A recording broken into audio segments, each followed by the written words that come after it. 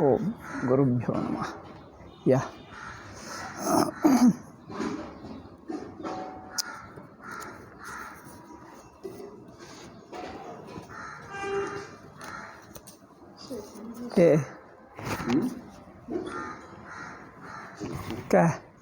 Characteristic features of a siddha, a yoga siddha. Can you hear? But the sound is getting spread. So, yuktasya lakshanani, he says. Lakshana means his character of a yogi. When a yogi attains perfection, yuktasya lakshanani. When a yogi attains perfection, what are his features? So, in Vedanta everywhere, wherever certain qualities or features of a siddha, a perfect yogi, are described, the purpose of them is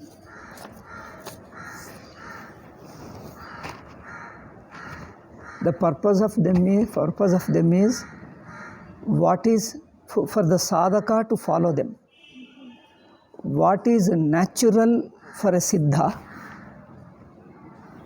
becomes a matter of practice for sadhaka.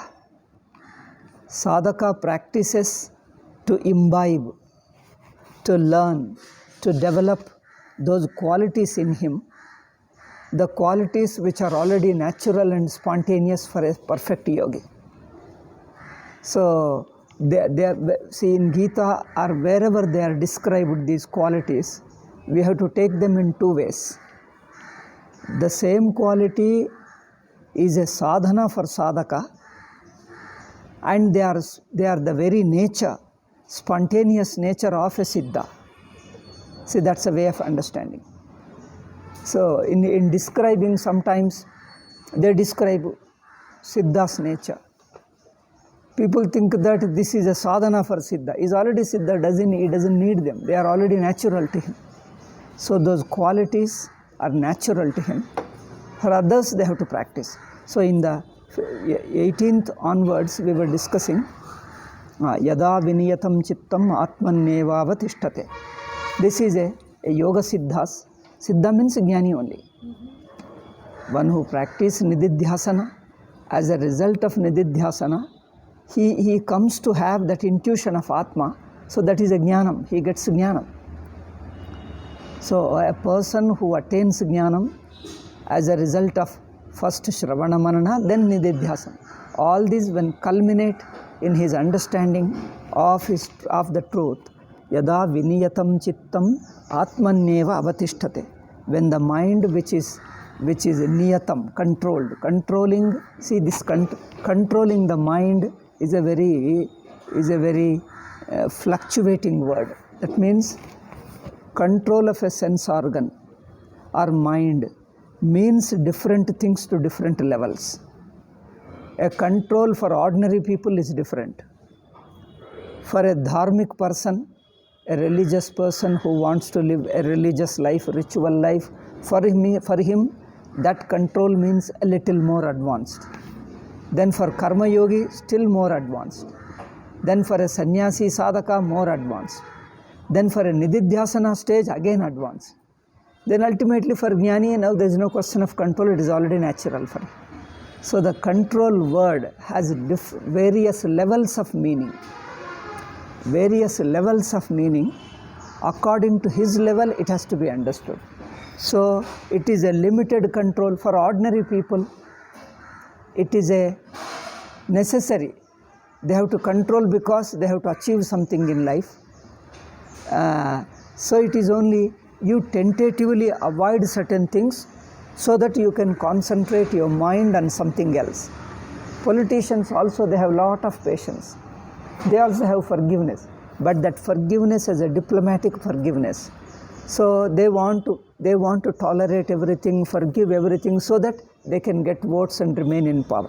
It is not a spiritual sadhana. It is a material For a purpose you do it. So similarly, worldly people, a student has to pass his examination. He has to study. He will control himself. He will not indulge in other things, entertainment. He won't spend time in entertainment. He won't watch films. He won't go out. He will go out less. He won't entertain his friends. And food also he controls. He eats limited food. All that is not for developing a spiritual control. His control is for a limited purpose. The purpose is he should be able to study his books and pass exam. Once he completes his examination, now you see how he overindulges. So their control is for a purpose. It is not to develop a very nature of control in you. So that's why I told control means at different levels. Even a most wicked villain also controls it, because let us plan, let us tolerate, so that we give an impression we are soft people. Then later we will catch him again. See, here he is only diplomatically, strategically pretending to be humble and then simple. Now it is a strategic simplicity, strategic control. Or you need to achieve something in life, examination or a job. When you are working in a place, you have to please your boss. Otherwise, boss will be angry and he will remove you from the job. Then you have to control. So here it is a control for your own selfish purpose. It is a tentative control. It doesn't mean any quality is not practicing any spirituality. So these are all worldly levels of control, just for a necessary for achieving something. So dharmic control. Then next, these two. First, what I told, these two are only worldly. Then the dharmic control is religious control, begins there. Dharmic means for sake of punyam. If you control yourself, don't allow overindulgence. Here your mind will be concentrated with faith and with respect for your devatas. He does. So it's a religious order. Shastra says, therefore he does with faithfully, sincerely he does it. So that he can get punya and get his heaven. Swarga, he will go to Swarga. So in order to go to Swarga, he has to acquire punya, because he is controlling so that he will get something more, something material or something punya. So here it is not selfless. He is controlling so that he will have something more later. So that control is a motivated control. So it is a dharmic, we call them sakama dharma. In rituals also they have a lot of control discipline. So that the ritual becomes successful, it will bring you punya. So his aim is to get punya. This is religious based, shastra based, but still it is selfish. Then the next level of control comes karma yoga, nishkama karma yogi. Then karma yogi, he does self-control not with any motive, either motive of this world or other world. He doesn't want any external gain. See, in karma yoga, you want control of mind and sense organs. By controlling the mind and sense organs in the worldly things, by controlling the mind and sense organ, you will avoid certain unnecessary problems and achieve something, either this world or other world. But in karma yoga, he is detached. He is interested in the pleasures, money and status of neither of this world nor of the other world.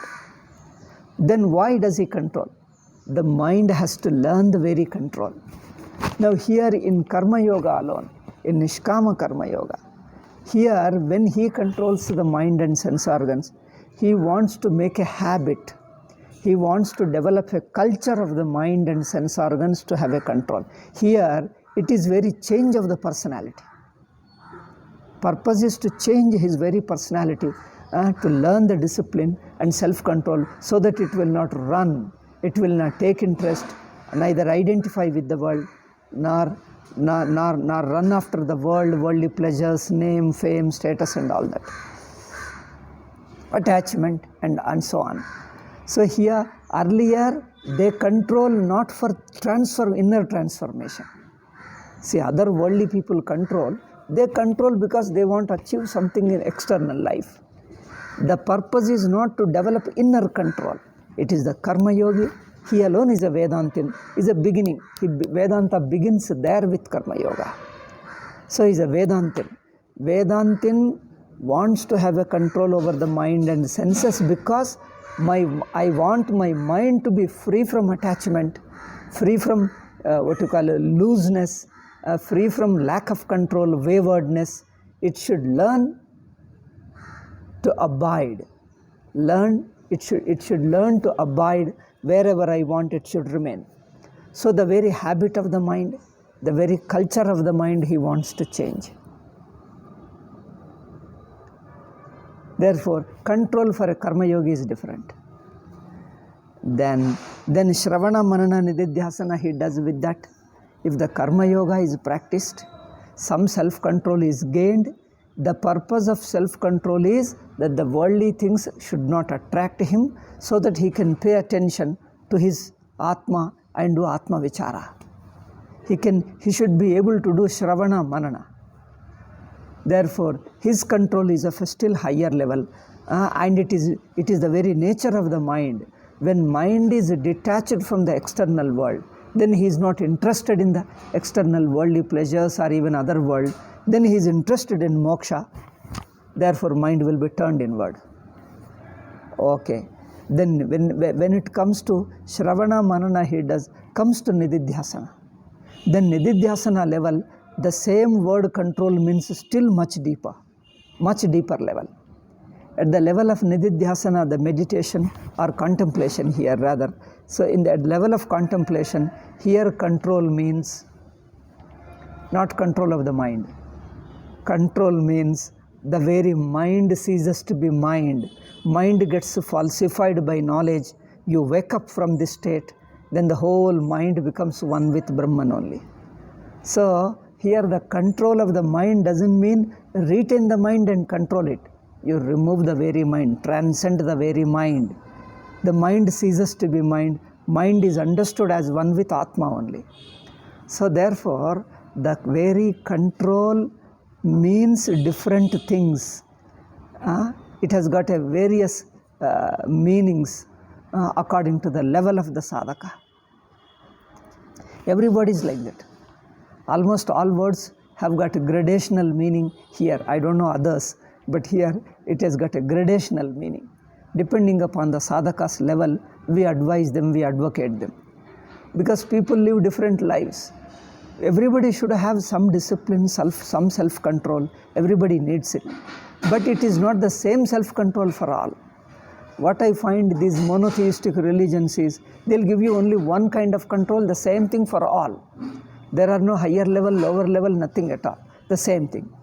Now, when we ask, how can you make that control as a common goal for all?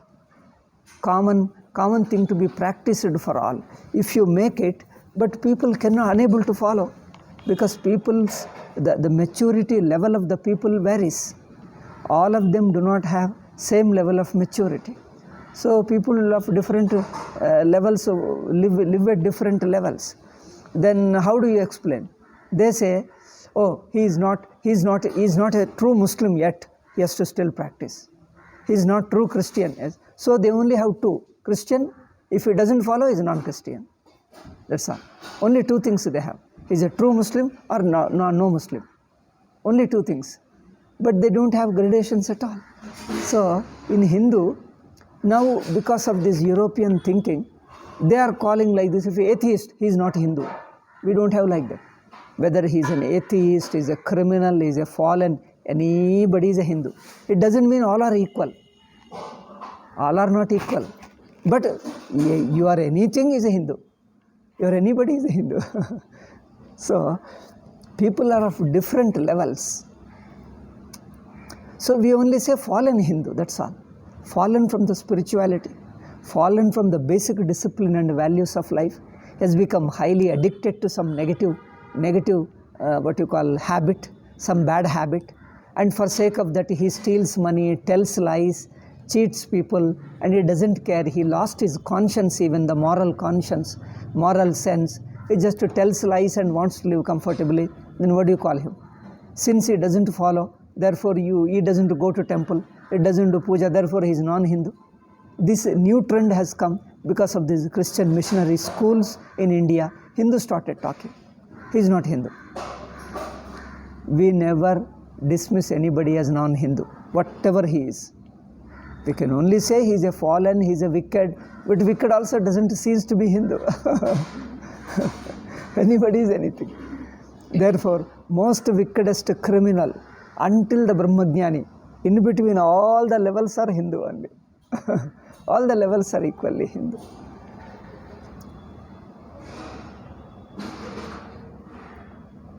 Therefore, the control, everybody needs control according to the conditions he is living, according to his level of maturity.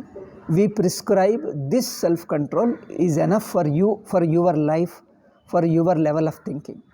After a few years, he may become little more mature person. Then we prescribe, now you are grown up now you need this higher level of control.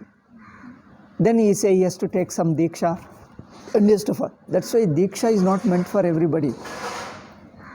You give initiation, you give Diksha, because Dikshas are also of different levels of Diksha.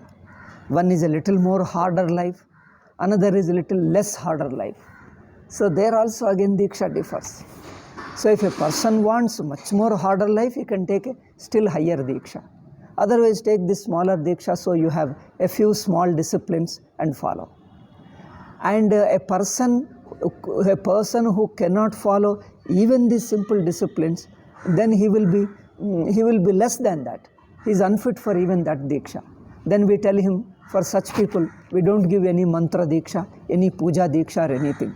Then if mantra, puja or these things are not prescribed, then what is the Diksha given to him? General Diksha is service.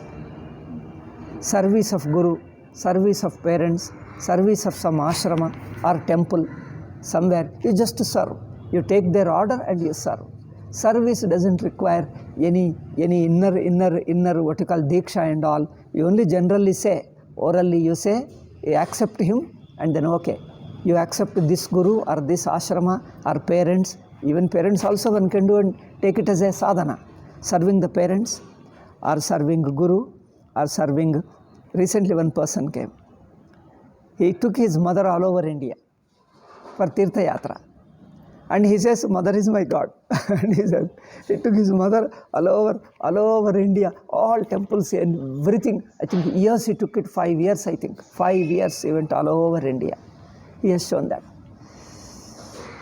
So, serving the parents also is a one sadhana, spiritual sadhana. Or Guru, or some ashram or temple, or society in general.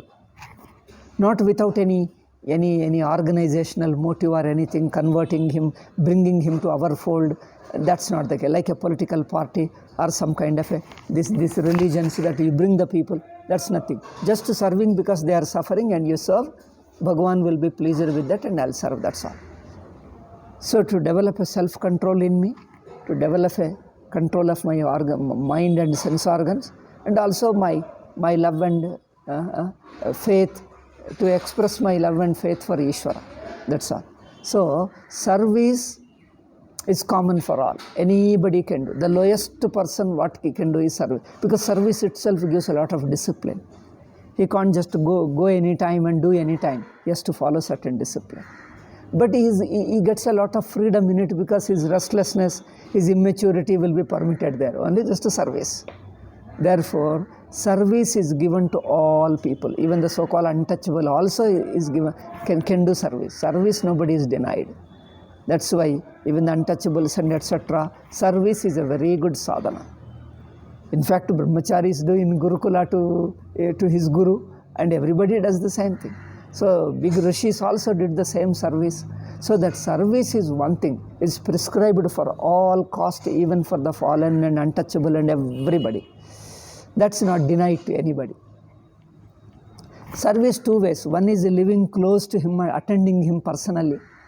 That's one thing. Bringing his things and attending him, cleaning his thing. Another is serving from a distance. From a distance, take his order. Supposing you do these things, take care of my things. So this is my ashram, you clean and everything, okay, he does the clean. or you keep a watch, what you call, be a watchman. Watchman you call him, at the gate. So at the gate he will look after, even that is also service. Cleaning is also service. Or I send you to take the message and bring back. Okay, taking the message. These are all services from a distance. One is service, living close to him, attending his personal needs. That's one thing. Another is service from a distance.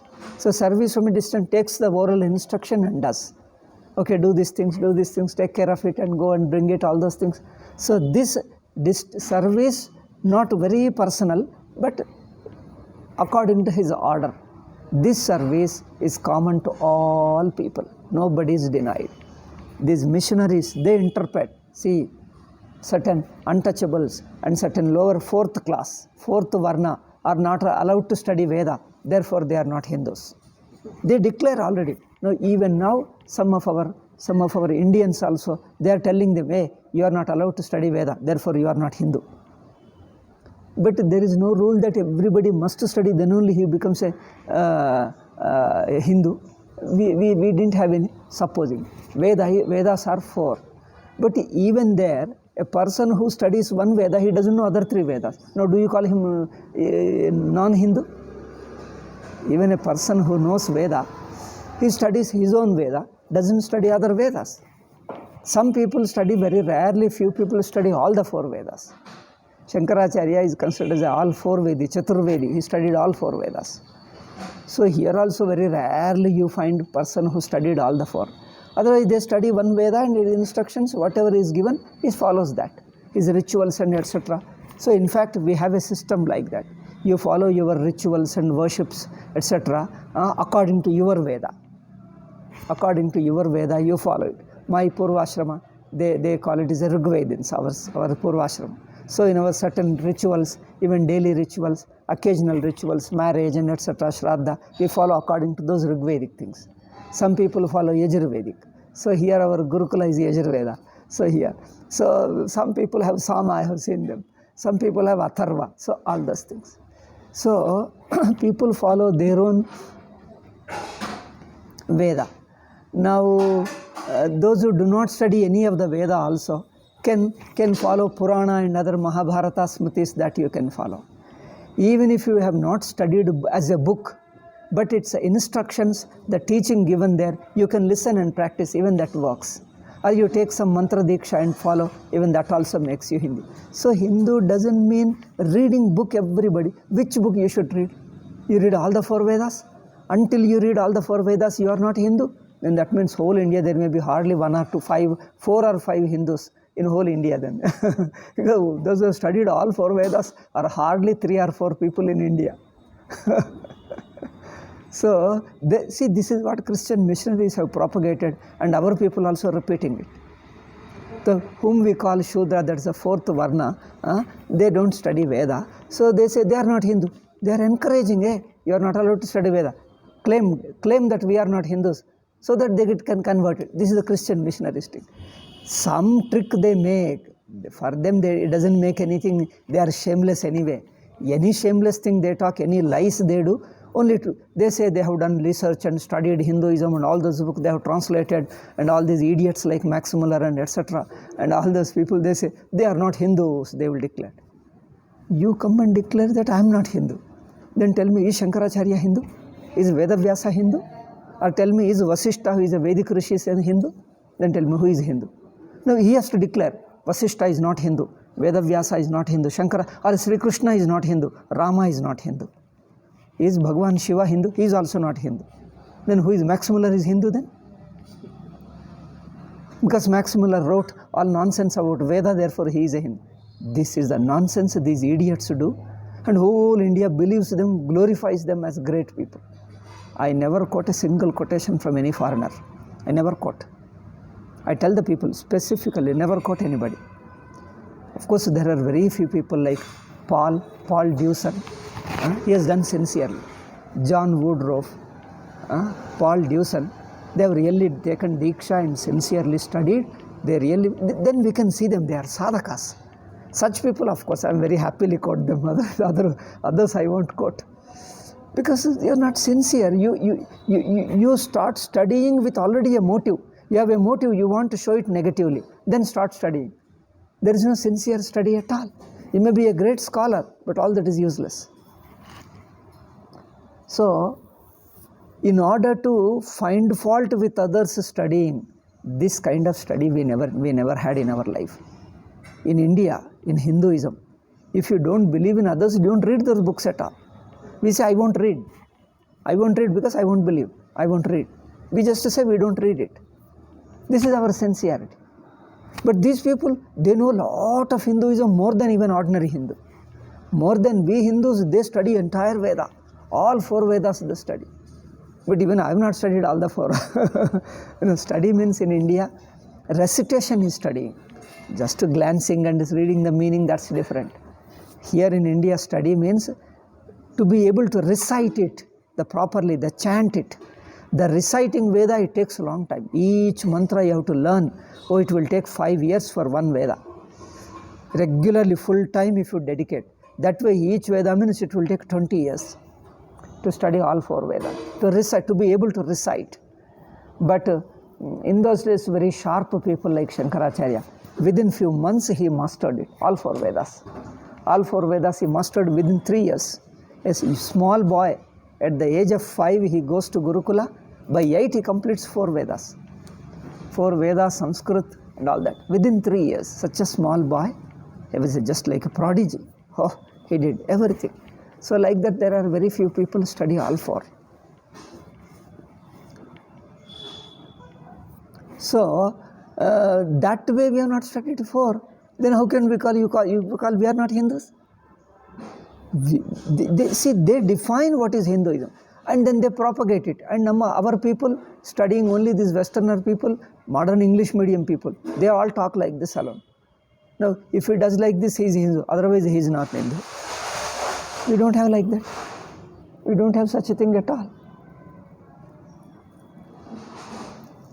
A person, if he is a monotheistic, he hates Hinduism, he alone is non-Hindu.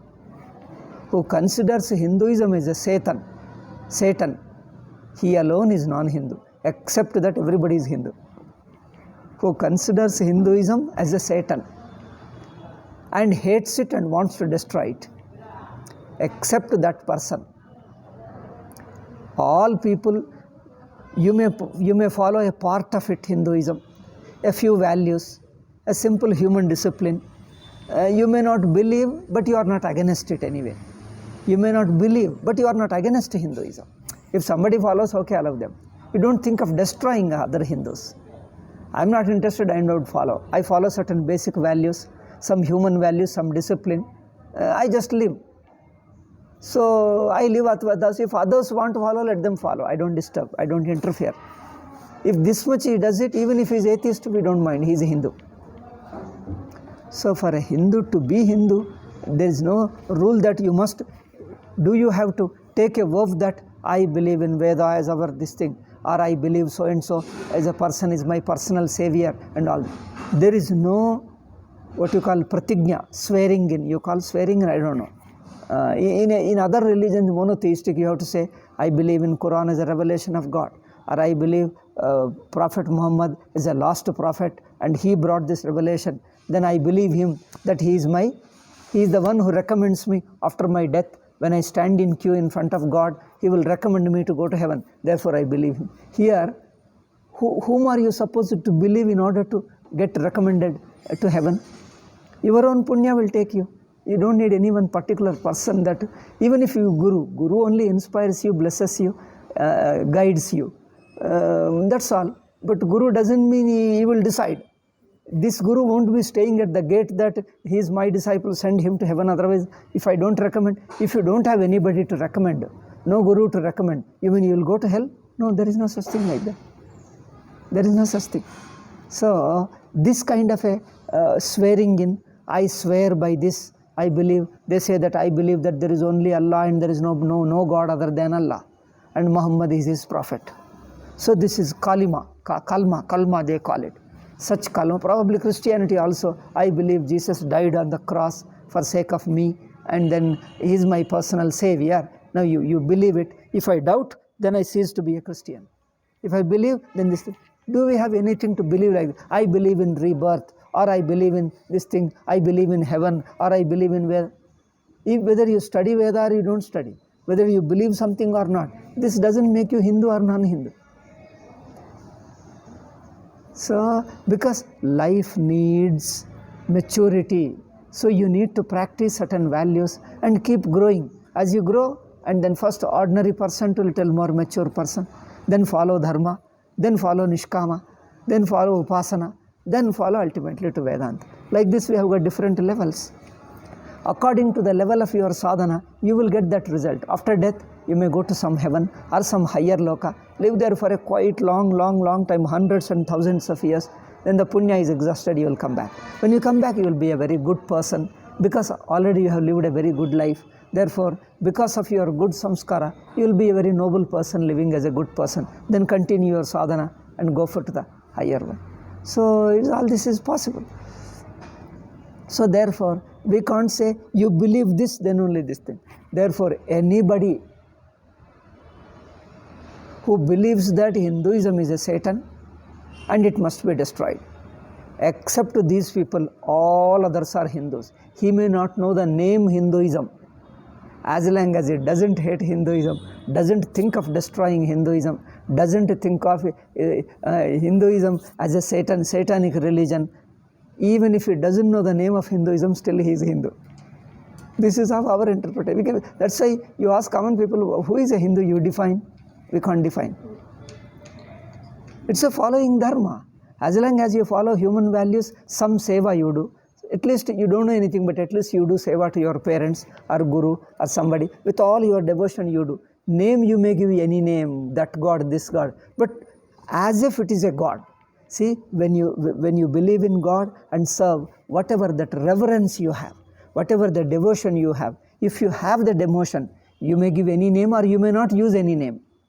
You may not use any name. There is something divine, something respectable, something venerable. With that feeling you do, that's enough. Language is our human language. God understands your feeling of that veneration, feeling of bhakti, that's all. You may not use the word bhakti, you may not use the word God, but if you have the feeling of bhakti, that's enough. Like a baby doesn't have a language, but baby feels something, a respect for mother. It's not respect, I don't know what you call, the word is not enough. We call it like a bhakta has such a love for Bhagavan, and then baby also has such a devotion for mother. So he doesn't know the word God and or any god or goddess, but the baby has that kind of it feels mother is everything to her. It's a total divine, it's a goddess for her. Her or he, whoever it is, boy or girl, it is for mother, this thing. So that is a devotion. So she may not know the language, know the word God, but there is a godly feeling. Similarly, wherever that quality of your heart, that is Hinduism. You may use any other language, any name, whatever name you give. That's why in India, we encourage that feeling. You can see them, somebody, you help them, somebody is in very orphan or is in deep trouble. You see him, oh, his fellow is trouble. We came to know how much he is suffering. So we give him money and help him to look after. And he does namaskara to you are God to me. In India, you say, if somebody helps him, he is very deeply in trouble. He is suffering. He doesn't know anybody. So if somebody, you go and help him, he will do to namaskara to you. And you say, you are Bhagavan to me. And they don't understand, hey, how can he be Bhagavan? Bhagavan means the feeling of Bhagavan is Bhagavan, that's all. You can apply it to anybody, any person. You can see them. Recently I have seen one person. He was a very poor man suffering and nobody cared. He's on the street. Some people simply asked him, who are you? Where are you coming from? He said, I don't have anybody. My parents, everybody passed away and I have nobody. I'm left on the street. I am orphan. Then how are you eating? I have not eaten food for 1 day, 2 days. I have not eaten. Somebody gives me, I am begging. Oh my God, he's such a poor man. People gave him something. Okay, we'll admitted him some institution, gave him money and etc. Then he will never forget him. He thinks of him as God. So, and he does not, immediately he did namaskar. He gave him some cloth and some food. He got up and did namaskara to his feet. And he says, hey, don't touch me. He says, no, he says, you are my God. So godly feeling is what we count. You may call person God. You may call idol God, or you may call wall God, or you may call pillar God. You may call book as a God. God means the devotional feeling is what we count. If that feeling is there, name any name you give to anybody, wherever that feeling, tentatively, such a feeling of devotion, such a feeling of dedication, such a feeling of surrendering your ego is applied to any person, any context, any area, anything, that tentatively becomes God for you. Why tentatively? Because God is everything. So at the moment he is taking this as a God. That's all. Though God is present all over, all pervasive, but at the moment that help he has received, that divine help, godly help he has received from this person. So at this moment God is expressing through this person. So at the moment for me he is God. It is something like the motherly help comes from one person, his mother. It may be man also. See, that motherly love and care comes from your mother or your sister or your mother's sister or any other woman or any other man also. If you get that motherly care, motherly respect, motherly love, and then you see that motherliness is mother. Mother is not a person. So even if he is a man, man is like mother. That's why some of the bhaktas called Pandharpur, you have heard Krishna, Pandharpur Krishna. That Tukaram, he would say Mauli, he say Mauli means mother in Marathi, Mauli, and he calls Krishna, you are my mother. So our God, idea of God is like this. So Mauli, he would call him Mauli, and so Mauli means what? I read that, I know little Marathi, so I little improved, I asked others and referred the dictionary. Mauli means mother. Who is addressing Bhagavan, Sri Krishna as mother? Yes, it is mother. Because the motherly feeling, the motherly care and love, that may be through your mother or sister or somebody, grandmother, or maybe your mother's sister or anybody. If it comes, that is mother. Similarly, that godly care, godly love and care and protection, from whomever it comes, it is God. It comes from mother, mother is God at that moment. If it comes from father, he is God. It comes from some unknown person. When I am in deeply trouble, somebody come and saved my life, and then I remember him throughout my life with all gratitude and love and respect, I remember. So when we call him God, though we call him God, it doesn't mean this person is God. This is how they interpret, these missionaries. Hey, you doing namaskara to him and call him God? He's ordinary human being. How can he be God? And you will go and beat him. And you say he's an ordinary human being. How can he be God? You are very illogical. You are foolish. Yours is not a satanic. Yours is not religion. These idiots talk like this. Because you can only call them idiots only. I think if there are asuras, these are the only asuras. So we mean God doesn't mean he's real, literally, virtually God. It means the same all-pervasive God, undefinable. He is like this, he is like this. Because if God was only one particular given thing, you can put this is God and this is not. Tell me which is God, which is not. When I say world, W-O-R-L-D, tell me which is world. You mean this pen is world? Pen is pen, how can it be world? Then you mean table is world? No, it is table. Then this book is world? No. Or this pillar is world? Or a tree is world? Tell me. Or this one human being is world? Then who is world? Tell me. World is everything. When everything is world, the table also can be world. Why can't? Table can't be world? Table is a part of the world. That's what we mean. When world is not a given thing. Whole thing is world. Each part is also equally world. See, whole person is person. Each part is also person.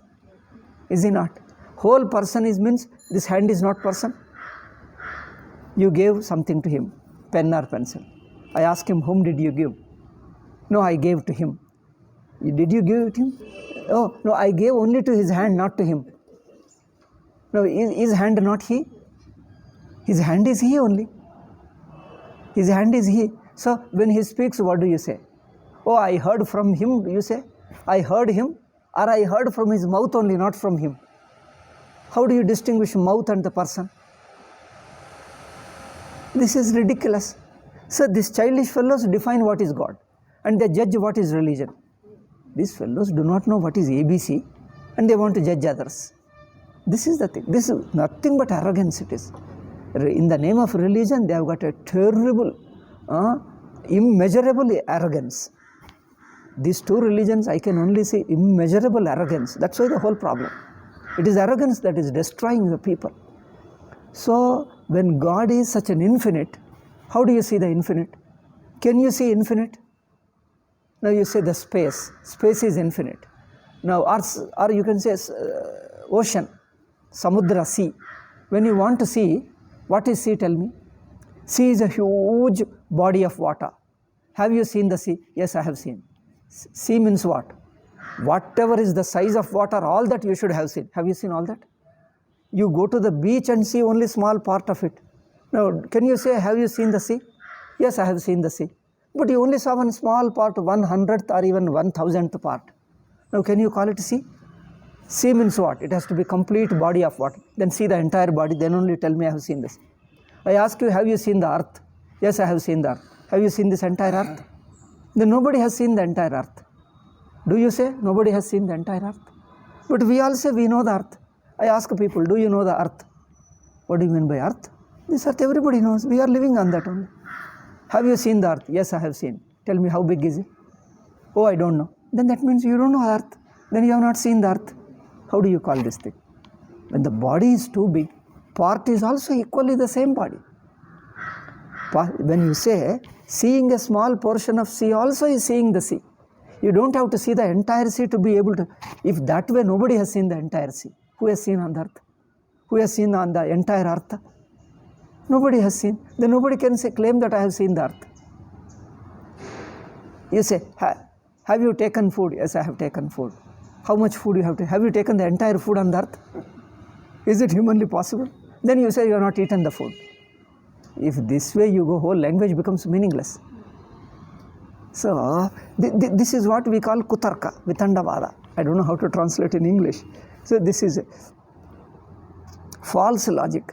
So, when we say, sea, you see a part of it, a large size. Then from this you understand it's a huge body of water. Then you understood what is sea. Earth also, you see, go to the mountain or somewhere, you see the huge area. Oh, then understand it is such a huge one. Now it's enough, I understood. Similarly, God, who is an infinite, like the world. World is everything. World is not a given thing. But every part is the world only.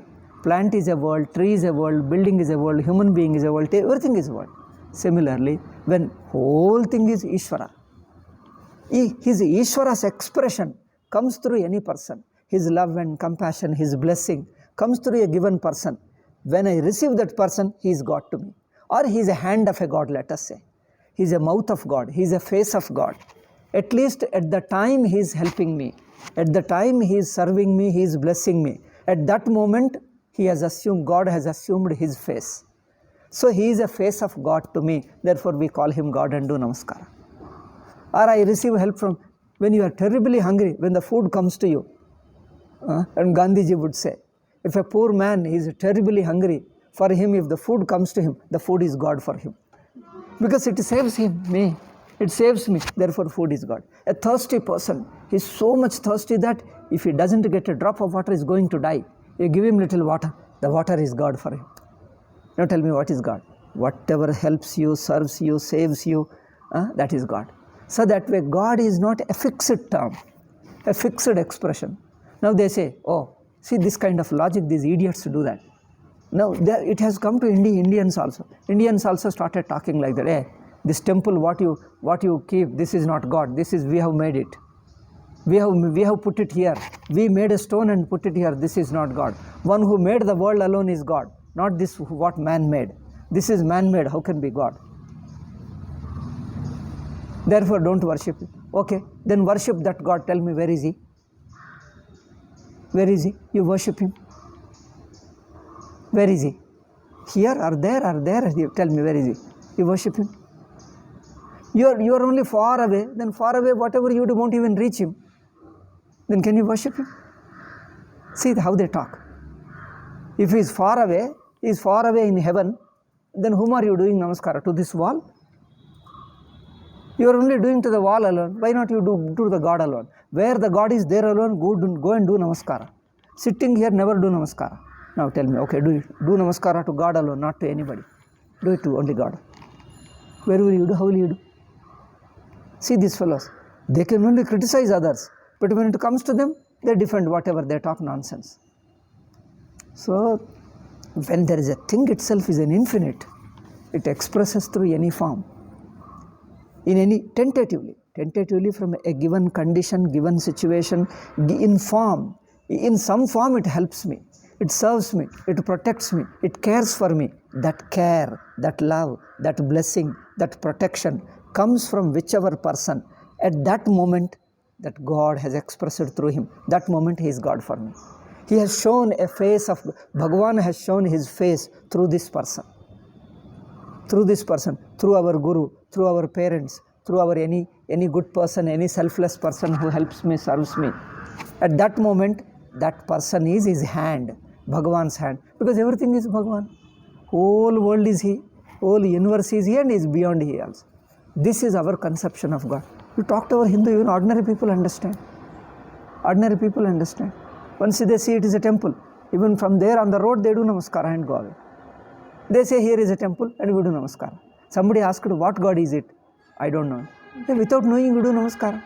What difference does it make? Some God is there, we do namaskara is enough. Which name, which form, we don't even look at it. Is a God, namaskara. So, it is your bhavana, it is your mind's feeling, devotion that counts. If you have a devotion, if you have a selflessness, if you are egolessness, if you sincerely, wholeheartedly, that prayerful mind, that worshipful heart, that makes you God, that makes Bhagavan wherever you do, whichever you worship. So then you say, oh, this is stone, this is wood, how can this be God? This is ridiculous. See how they talk. Therefore, all forms are he. All actions are he. Everything is Bhagavan alone. Then entire world is Bhagavan. Then they say, argue, oh, you mean this stone is Bhagavan? How can stone be Bhagavan? So when you are walking over stone, walking over the earth, you mean we are walking over God? Oh, common men don't know. They feel afraid. Yo, we are walking over God. So what? Yes, we walk over God. So what? But what is walking is a leg also is God only. Why do you worry? See, when the people, small baby plays over the mother's body only. Place over mother's body only. Does she feel that if the baby is insulting mother?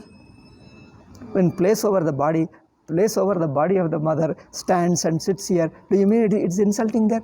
Similarly, we are small children, we walk over the God, so what? We are small children, we walk over him. We eat God like mother, like baby eats mother only. Mother, milk means mother only it eats. Similarly, we eat only Bhagavan. We live in him, we are born of him, we walk over him, we eat him, so what? They say, oh, God, you can't call the stone as God. You can't call earth as a God. Because we'll be insulting God if we walk over it. Then what? We can't call this wood as God. Then what is God? Then everything you exclude, what remains? Then God will be abstract, nothing. For us, God is concrete. Everything is God. If you walk, so what? You are walking on the stone. We have got we have got a few institutions have entered into India. They all talk like Christians and Muslims alone. They take Hindu name. They call Hindu God. And this mindset is coming from Christianity. They are trying to creating a lot of havoc in India. They say, you don't call God as all pervasive. God lives in heaven only. Not all pervasive. See, you mean earth is God? You mean we are trampling, we are walking over God? Oh, that's an insult to God. Then what? Therefore say God is not all pervasive. What is this? If God is not all pervasive, where is he? He is located in one small place. If he is located in one small place, then from here he can't come here. He doesn't know what I am doing also. He has to know through some other person. He has to know through his agent. He doesn't know what am I, where am I, what am I doing. When he doesn't know what am I doing, where am I doing, how can he help me? If he located in one small place, he can't be God. So this kind of, innocent common people, they confuse. We generally say, don't believe all that, wherever, whichever form you take it, do your Bhagavad Bhavana and continue. This is a general teaching given to Hindus and they follow it. These people come and try to confuse them. This is what is going on. They come here only to confuse and disturb their mind and spoil them. This is what is the modern 20th century, since the British period, or even before that Muslim period also. That's why Indians never cared. These are all asuras. Nobody cared for them. They kept them as untouchables. Whether Muslims or Britishers, they treated them as untouchables. Only kept at a distance. Since they are rulers, okay, they follow. Otherwise, they never cared for them. They felt they are untouchables alone, unfit for any human life. See how they have created the mess. Our ordinary people know better what is religion, what is God. Illiterates know what is God. And these people say, our God is superior because our God lives in heaven. Your God is stone and all these things. Oh, your God is stone and mud. Our God is superior because he lives in heaven. It is something like a criminal says that our hero is God, our God is superior because he killed 100 people. You tell me, how many people your God killed? Your God killed only one person, exploited only one person. My God exploited 100 people, therefore my God is greater. This is a criminal's God. So this is what they are talking. So there is nobody. You ask our traditional people, what is there to refute? People say that, hey, these people are coming and confusing our ordinary Hindus. So our Acharya, Shankaracharya should go and talk to them. What is there to talk? Those fellows are talking childish things. They just don't know what they are talking. These childish fellows, we have to go and argue with them. What is there to argue? Is there any meaning to argue? Is there any deeper philosophy in the talking? They are never bothered. They say, you follow your religion, what they are talking is nonsense, ignore them. But they say, oh, they are not doing anything. In fact, these Britishers' teaching has become so popular. All schools and colleges, they start criticizing Hinduism like this. So our Hindu acharyas are not doing anything. They say, you study our Shastra, you will know that. You leave them, ignore them, they just don't know what they are talking. It has become so popular everywhere. Every Hindu is confused with this kind of talking. So, what is a deeper principle, a broader principle, has been interpreted as a nothing, and this arrogance is interpreted as a divine. That is a real problem. Now tell me, which is God? Wherever your mind is pure, simple, sincere, loving and respecting, there God comes. Does he come? Why does he have to come? He is already there. He is already there. He doesn't have to come separately. He is already there. So where your mind is ready, you recognize it. Wherever your mind feels the devotion, you recognize God in that thing. It may be food, it may be table, it may be wall, it may be human being, or it may be a tree, it may be a sun, moon, star, anything. Wherever your mind is ready to feel the devotion, there you feel that God. In front of it, whatever is, that is God. Whichever is, if there is nothing blank, that blank space is God. What is there? We call even that God. Space is also God. Time is also God. Let's say some people say, early morning I felt, therefore people worship that the time is good. Because time is also Bhagavan. Time is Bhagavan, space is Bhagavan, object is Bhagavan, everything is God.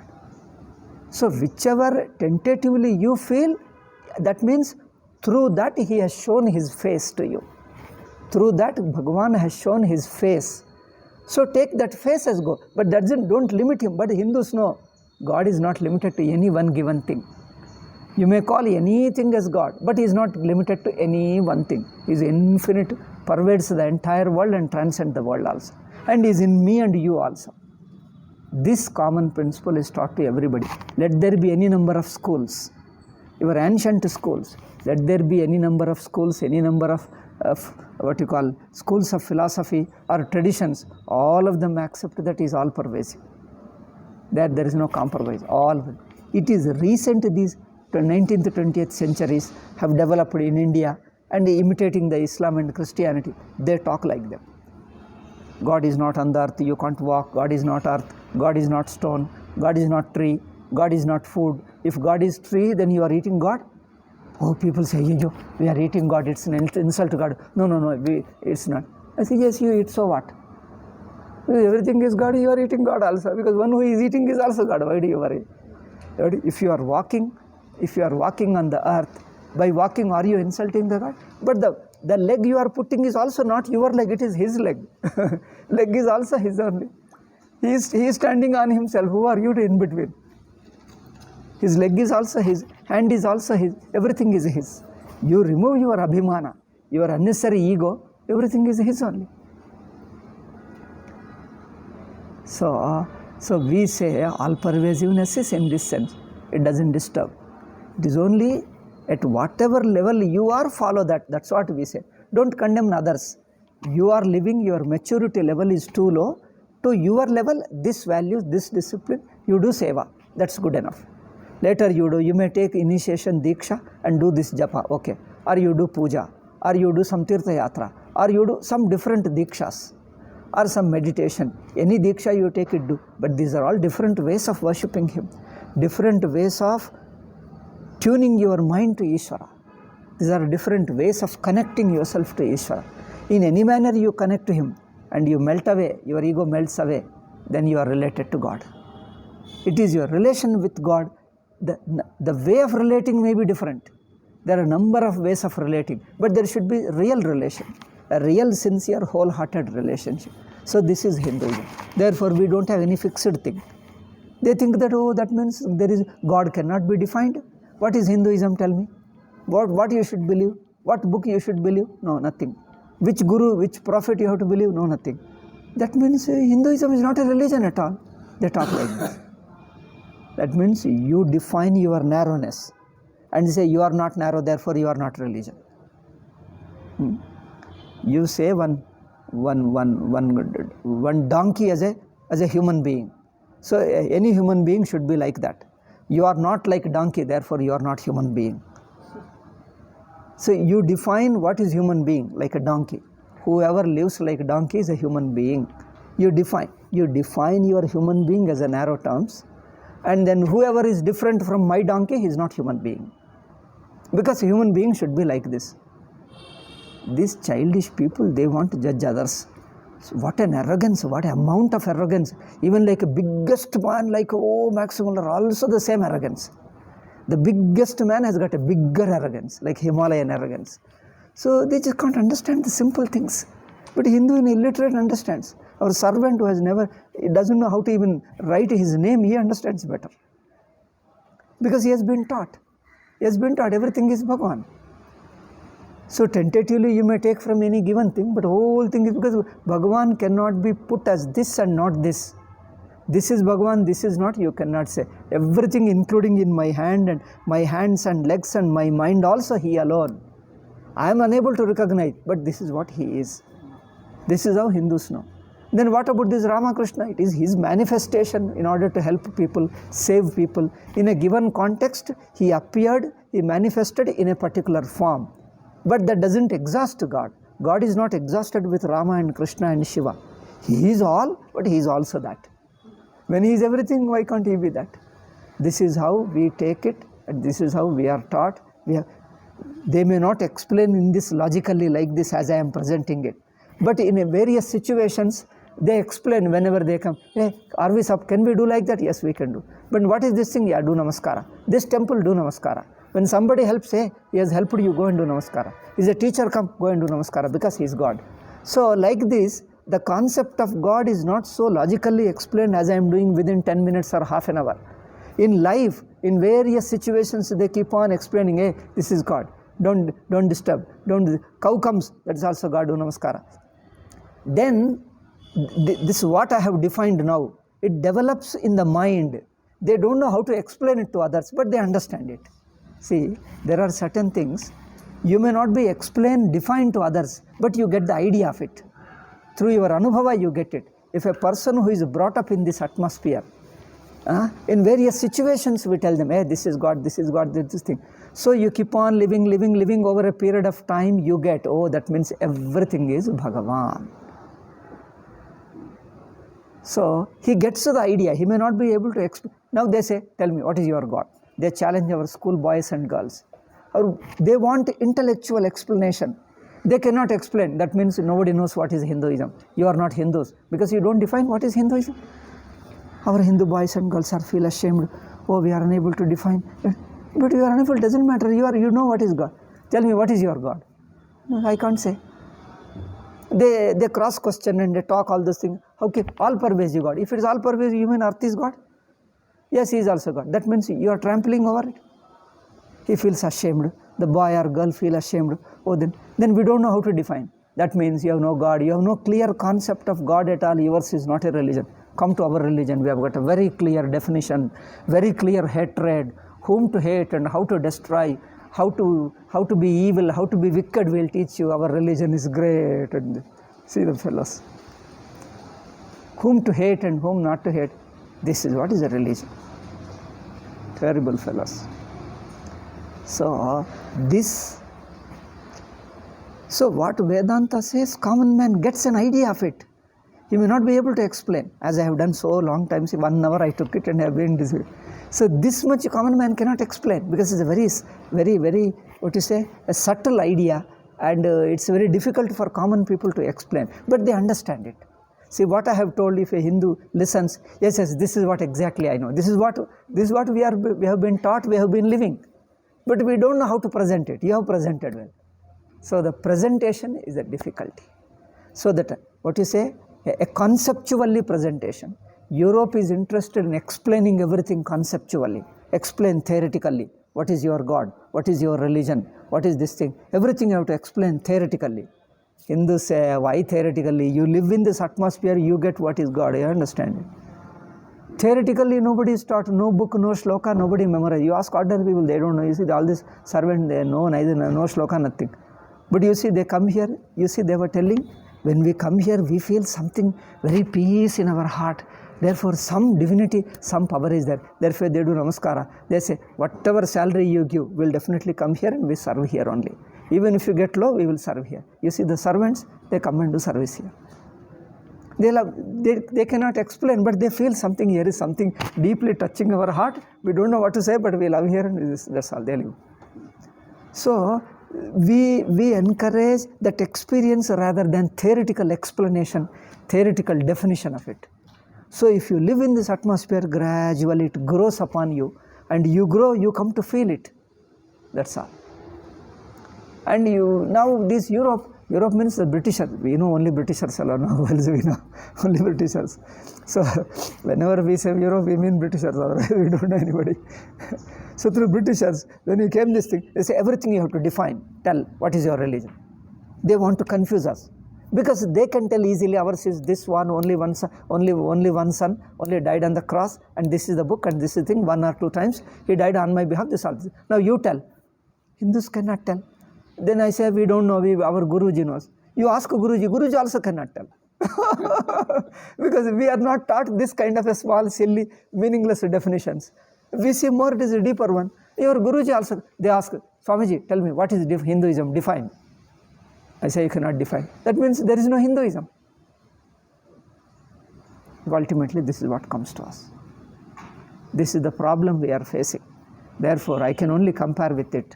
A donkey lives, and it says that any living being, you see, is donkey alive? Donkey is alive. That means anybody who is alive has to live like a donkey. You don't walk on 4 legs, therefore you are not alive, you are dead. This is our logic. If this way you define religion, all Britishers did the same thing to us. Now there were very few Britishers who understood Hinduism is much deeper. We cannot even imagine. Our Europe could not imagine. So it is a much deeper. There are very few people who have understood, who had great respect for it. They wrote some books. So there were few people, but nobody bothered. Again, they just ignored. Like what is the name? John Woodruff, etc. He has understood well. They have wrote very beautifully. Because they found it is something much deeper. They may not be able to explain orally, but it is they're living. In living, there is much deeper. Therefore, children, instead of defining, you live in that atmosphere, in the various context. When the context comes, this is God. Whenever there is a negativeness, selfishness, narrowness, that's not God. Whenever somebody misbehaves, that's not godly. So he understands, oh, that may never any negative energy, negative behavior, negative things, selfishness, that's not God. Wherever there is a selflessness, where is a humility, where there is a broadness, so that is God. So these things all, we get different features, around 20, 30, 50 features of God, 50 expressions of God. From this we understand that's God. So if you ask us to tell in 1 sentence and 1 paragraph, we can't explain. But we know all these features put together as God. This is how we give importance to living that religion rather than defining and explaining, which is meant for arguing. rather than defining. We understand and live it. Therefore, living is important. Now, in after 20th century, we need to explain. Some people like Vivekananda and certain others, now they started defining now. We are started defining and explaining. It may not be perfect, but in a way, it has now started now. Otherwise, now we cannot survive with this competition of conversion and all. Now we have to learn now, little bit. Even now, it is not clear. Because we don't know how to define, because it's a whole thing, everything. How can you define in a small one word?